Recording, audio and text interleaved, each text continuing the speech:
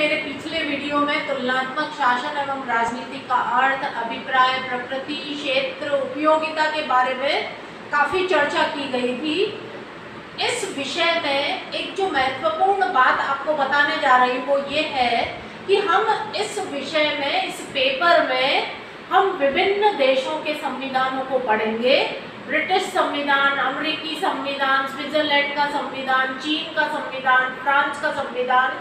तो इस प्रकार से हम ये विभिन्न देशों के संविधानों को समझें। उससे पहले इस प्रथम इकाई में आपके जो टॉपिक है संविधानों का प्रकार, उसको समझना जरूरी है कि आज विश्व में कितने प्रकार के संविधान विद्यमान है।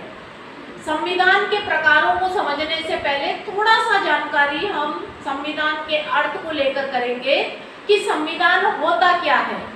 आप सभी जानते हैं संविधान एक कानून या नियमों का संग्रह कहा जाता है सामान्य अर्थ में, लेकिन संविधान के बारे में थोड़ी सी जो जानकारी मैं आपको देना चाहती हूँ वो ये है कि संविधान जो है वो एक जीवन का मार्ग है, और ऐसा मार्ग जो राज्य बहुत ही जरूरी उस संविधान मार्ग को अपनाना होता है, उस जीवन मार्ग को अपनाना होता है। बिना संविधान के कोई भी राज्य की कल्पना नहीं की जा सकती, चाहे राज्य लोकतांत्रिक हो या निरंकुश। सभी राज्यों के लिए संविधान बहुत ही आवश्यक, ज़रूरी चीज़ है।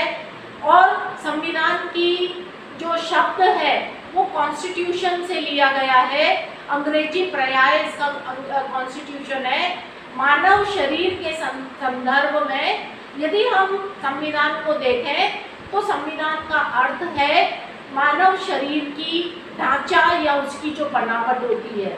और वही यदि हम राजनीति विज्ञान में शब्द को प्रयोग में लाते हैं तो उसका अर्थ है सरकार का ढांचा या उसकी बनावट या उसका संगठन। गिलक्राइस्ट ने, हालांकि कई विचारकों ने इसकी पूरी परिभाषा दी है, लेकिन गिलक्राइस्ट की जो परिभाषा है वो आपको बताना चाहूँगी, जिसके आधार पर हम संविधान को अच्छी तरह से समझ सकते हैं। गिलक्राइस्ट ने कहा संविधान उन लिखित या अलिखित कानूनों या नियमों का संग्रह होता है जिसके आधार पर संविधान, जो सरकार है उसका संगठन, उसकी शक्तियाँ, उसको प्रयोग में कैसे लाया जाए, उसका वितरण किस प्रकार से शक्ति का किया जाए, इन सब बातों का विवेचन इस संविधान में होता है। तो इस प्रकार से गिलक्राइस्ट ने जो परिभाषा दी उसके आधार पर तीन बातें उभर कर सामने आती है, जिसमें इस परिभाषा के आधार पर कहा जा सकता है कि इसमें तीन बातें महत्वपूर्ण हैं। पहली, व्यक्ति और व्यक्ति का संबंध। दूसरा, व्यक्ति और राज्य यानी शासक और शासित का संबंध। और तीसरा, सरकार का संगठन, उसका ढांचा, उसकी बनावट, उसकी संरचना, उसके कार्य एवं उसकी शक्तियों का वितरण और उसके शक्तियों के विभिन्न अंगों में पारस्परिक संबंध क्या है। इन सब बातों का विवेचन संविधान में किया जाता है। अब संविधान का वर्गीकरण यानी संविधान के प्रकार आपके कोर्स में है, जिसमें तीन आधार बताए गए हैं। सबसे पहला आधार है संविधान उत्पत्ति के आधार पर। ये दो प्रकार के होते हैं, विकसित और निर्मित। विकसित, जैसा कि नाम से आपको पता चल रहा है कि इस प्रकार के संविधान में जो संविधान का निर्माण है वो संविधान सभा द्वारा एक निश्चित समय पर नहीं किया जाता। ये विकास और इतिहास का परिणाम होते हैं, और इनमें जो संविधान है वो रीति रिवाज, परंपराओं और जो समय समय पर न्यायिक निर्णय लिए जाते हैं न्यायालय द्वारा, उनके आधार पर उनका विकास होता है।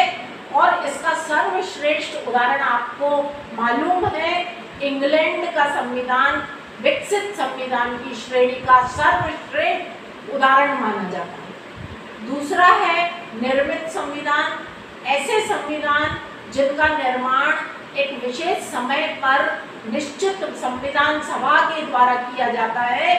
ऐसे संविधान कानून पर आधारित होते हैं और इनका ये मतलब नहीं है कि इनका विकास ही नहीं होता। समय आने पर इनके समय की गति के साथ इनमें भी कुछ बातें विकसित होती है। इसका सर्वश्रेष्ठ उदाहरण निर्मित संविधान का भारत, अमेरिका, फ्रांस इत्यादि देश इसके संविधान के उदाहरण है। दूसरा जो आधार है संविधान के प्रकार का वो है संविधान में प्रथाओं और कानूनों के अनुपात के आधार पर। ये दो प्रकार के होते हैं, अलिखित और लिखित संविधान। अलिखित संविधान जैसा कि नाम से ही आपको पता चल रहा है, इस प्रकार के संविधान में परंपरागत प्रथाओं, रीति रिवाजों और न्यायिक निर्णयों यानी न्यायालय द्वारा जो निर्णय दिए जाते हैं उनके आधार पर उनका महत्व इसमें ज़्यादा होता है। ये अलिखित संविधान किसी एक निश्चित पत्र या लेख पत्र में संग्रहित नहीं किए जाते, लेखबद्ध नहीं होते, लिखे नहीं जाते। इसका सर्वश्रेष्ठ उदाहरण जो है वो इंग्लैंड का संविधान है।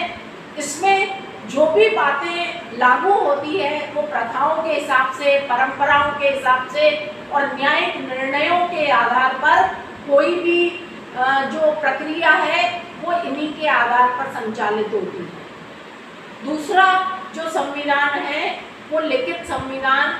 जैसा कि नाम से पता है, लिखित संविधान से आशय यह होता है कि जो अधिकांश जो धाराएं हैं वो कानून के रूप में लेखबद्ध होती है, यानी वो किसी भी प्रकार की जो व्यवस्था करनी है वो कानून के आधार पर लिखित रूप में की जाती है। और लिखित संविधान आवश्यक रूप से निर्मित होते हैं। भारत, अमेरिका और फ्रांस इसका सर्वश्रेष्ठ उदाहरण है। तीसरा जो आधार है संविधानों के प्रकार का वो है संविधान की परिवर्तनशीलता के आधार पर दो प्रकार के संविधान होते हैं, लचीला और कठोर।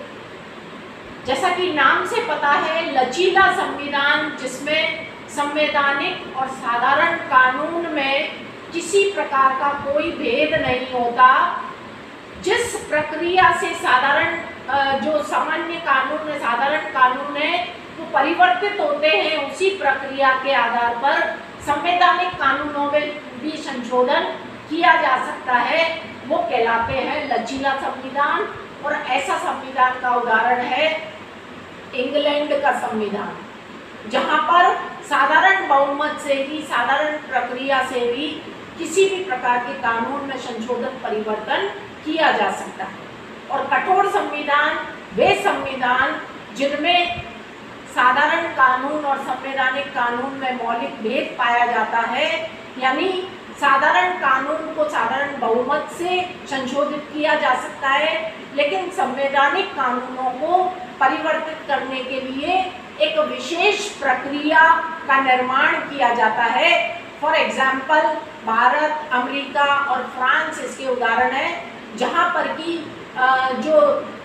जो एक निश्चित बहुमत होता है, कोई भी संवैधानिक कानून उस निश्चित बहुमत के आधार पर ही संशोधित या परिवर्तित किया जा सकता है। धन्यवाद।